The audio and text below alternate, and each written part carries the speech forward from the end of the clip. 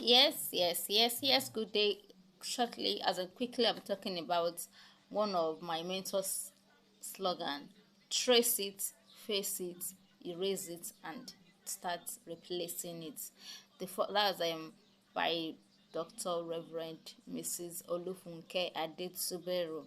She's into healing from the pain of the past, mental health, changing as and working on your background and the likes. You can check her out also.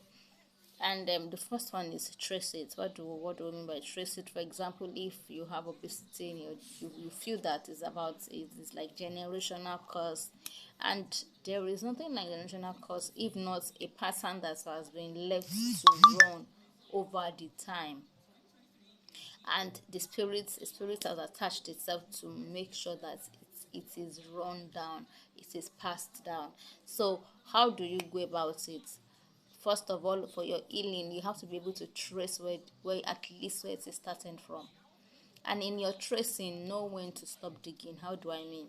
If you need to know some cogent details. For example, if you have been called a bastard and maybe over time you have been deceived, you didn't know that your father was not your father, and you ended up having someone in the family confronting you and beefing you and calling you a bastard. What should you do? Cry, think about it, get disappointed. Have you surely remember flashback? There will be a flashback of different emotions, different memories, and all. That one is sure. Then after then or during the season, you tend to trace. Okay, ask questions. With my father? Don't be too scared to know what it is. Even if you were told that your mother was a mad person and they collected you, knowing who you are is a big deal to your identity. Knowing who you are, knowing where you came from is your identity. There is nothing you can do about it.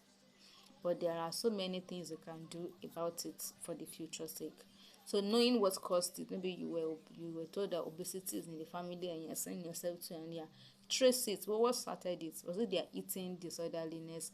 Was it the fact that in the olden days our mothers, they don't have their access to the kind of refined food that we are eating now?